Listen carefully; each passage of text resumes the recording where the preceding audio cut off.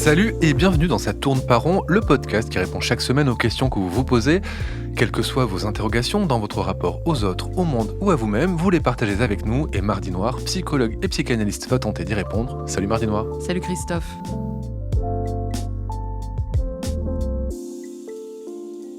Aujourd'hui, c'est un Christophe qui nous écrit.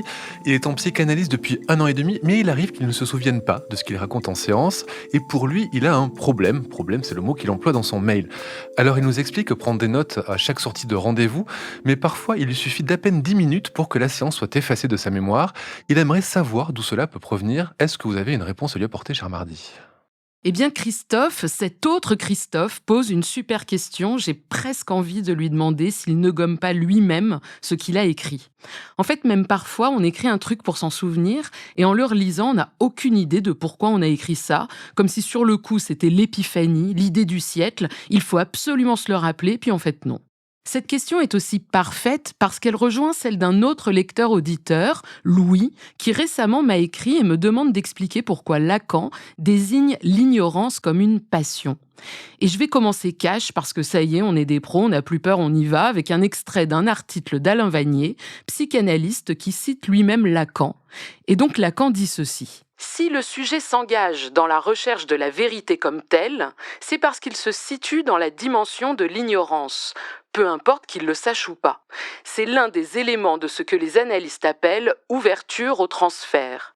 Il y a chez le patient ouverture au transfert du seul fait qu'il se met dans la position de s'avouer dans la parole et chercher sa vérité au bout qui est là, dans l'analyste. Alors c'est très intéressant ce que nous dit Lacan, Mardi Noir, mais une fois qu'on a dit ça, on n'est pas forcément plus avancé sur cette question de l'ignorance et de la passion. Si on connaît Lacan, on sait qu'il va aller un peu plus loin que ça, c'est-à-dire qu'il considère qu'au cœur même du savoir se situe l'ignorance. Cela rejoint ce qu'on a pu évoquer dans l'épisode sur le réel, vous savez, ce registre lacanien, c'est-à-dire en fait que le savoir se constitue depuis une ignorance et elle est d'une certaine façon structurelle. C'est une béance impossible à compléter. D'ailleurs, pour Lacan, l'inconscient est une béance fondamentale. Ce n'est pas comme il dit dans son séminaire 11, « seulement un savoir qui se sait de ne pas se savoir », ce serait trop simple, non. L'inconscient, c'est un trou. Et ce trou n'est pas sans lien avec le fait qu'on n'a pas envie d'en savoir plus. Qui voudrait passer sa nuit au fond d'un puits ? Personne. Ok, mais qu'est-ce que ça a à voir ça avec les pertes de mémoire de Christophe à la suite de ces séances ? Pour répondre à Christophe, je vais revenir à ce que raconte Vanier. Et je suis contente, ça faisait un moment que je voulais en parler, mais je ne savais jamais trop comment aborder cette idée. En fait, il fait un lien, toujours en suivant Lacan, avec le bouddhisme. C'est peut-être un peu étonnant, mais vous allez voir. En fait, dans le bouddhisme, l'ignorance est une passion. Et il insiste, ce savoir qui se sait de ne pas se savoir, ce n'est pas juste une dissimulation de nos passions, à savoir notre haine, notre amour, ce qui entre dans le champ de la passion, au sens de la souffrance. Non, dans le bouddhisme, l'ignorance est en tant que telle une passion qu'on se doit d'ignorer. C'est paradoxal, c'est-à-dire c'est mal d'ignorer, parce que ça pousse à savoir, ça excite quoi. Donc il faut ignorer l'ignorance. Et allez, petit aveu personnel, ma mère m'a souvent parlé de ça, avec ses mots à elle, un truc du style « j'ignore que j'ignore », vivre sans désir, dans une sorte de zénitude absolue, ce qui, moi, me terrifie. J'ai l'impression de me transformer en larve si j'envisage cette vie-là. Parce que quand on se met à savoir des choses, et qu'on se met à savoir ce qui peut se savoir, parce que c'est quand même accessible, parce que bien sûr qu'on découvre quand même 2-3 trucs si on se met au boulot analytique, eh bien, il y aura quand même toujours un truc qu'on ne saura pas. Et ça, c'est insupportable. Alors, comme on ne peut pas tout savoir, eh bien, autant ne rien savoir du tout. Et c'est peut-être ce qui arrive à Christophe. C'est peut-être trop tôt pour laisser s'ouvrir les possibilités de s'entendre, parce que c'est vrai que c'est un vertige. Et puis Vanier, avec Lacan, ajoute ceci, je cite. Cette idée que l'inconscient, ce n'est pas le fait que l'être pense, l'inconscient, c'est que l'être, en parlant, jouisse. C'est ça qui est une forme d'horreur dont on ne veut rien savoir. Tu m'étonnes. Et honnêtement, je trouve que toutes ces explications indiquent pourquoi l'être humain est aussi friand de réponses toutes faites. Vanier, lui, dit que ça explique le succès des religions. Oui, j'ajouterais même des sciences, du développement personnel, de tout ce qui donne une recette, un protocole prêt à l'emploi. Parce qu'il faut bien l'avouer, c'est une ignominie. Délicieuse, certes, pour beaucoup, quand on est au pied du mur et qu'on n'a plus trop le choix, on s'y colle. Mais c'est une ignominie que de se confronter à l'inconscient, à sa subjectivité. C'est incroyable, j'ai oublié comment elle s'appelle. Si ça peut te consoler, moi j'ai oublié mes lunettes. Mais t'inquiète, j'ai trouvé une technique pour ça. Quand par exemple j'ai un trou, je crie « Karim, j'ai un trou !»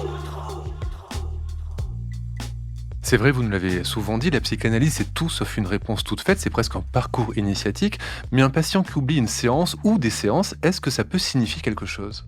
Oui, parfois dans ma pratique, un patient oublie entièrement la dernière séance et en général, j'accuse réception de cet oubli sans trop insister justement sur les raisons ou sur le contenu de la séance en tant que telle.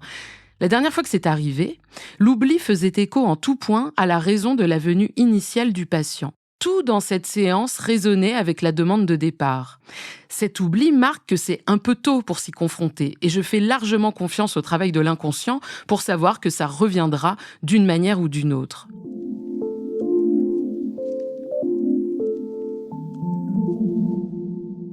Et puis pour d'autres, ces oublis sont le signe d'une crainte plus vague, plus diffuse sur le travail en cours, comme y être sans trop y être, en traitant ça un peu de loin, même si consciemment la personne est très impliquée. La confrontation avec les souvenirs, les fantasmes a du mal à s'établir. Le patient est là, mais sans trop se mouiller. Le cap de la plainte a du mal à passer. Et d'ailleurs, ça a été mon cas dans mes toutes premières années de psychothérapie puis d'analyse. C'est-à-dire que je parlais de ma phobie à chaque séance, à savoir je parlais de vomi à chaque séance. Je n'avais que ça à la bouche. Je parlais de cette phobie de long en large et en travers. Vous n'aviez que le vomi à la bouche. Et oui, je parlais de cette phobie de long en large et en travers. Ça jouissait à plein tube et le moindre décalage, la moindre question qui aurait pu me faire m'en rendre compte, me foutait des angoisses pas possibles. Et ça, je le note aussi chez mes patients. Relever un mot dans une phrase et le mettre en question, ça peut déstabiliser, voire refermer. C'est donc peut-être pas encore la chose à faire. Mais ça peut aussi ouvrir. Ça refait parler. Ça permet au sujet de s'entendre là où il ne s'y attendait pas. Parler ne se fait pas sans un certain coût. On parle beaucoup de ce qu'une analyse coûte au porte-monnaie, mais moins du coût de ce qu'on dit. Engager sa parole, c'est s'en souvenir en partie, et c'est un pas de plus qui n'a rien d'évident. Alors, oublier équivaut au statu quo. Ça ne bouge pas, ça reste en place, ou alors même ça tourne en rond. Et c'est peut-être pour le moment bien comme ça. Quant à vous, auditeurs et auditrices, n'oubliez pas de revenir mardi prochain pour un nouvel épisode de Ça tourne pas rond. Mais qui êtes-vous ? Que faites-vous dans mon salon ? Ça tourne pas rond est un podcast de Mardi Noir, produit et réalisé par Slate Podcast. Direction éditoriale Christophe Caron, production éditoriale Christophe Caron et Nina Pareja, prise de son Nina Pareja, montage et réalisation Aurélie Rodriguez. La musique est signée Sable Blanc.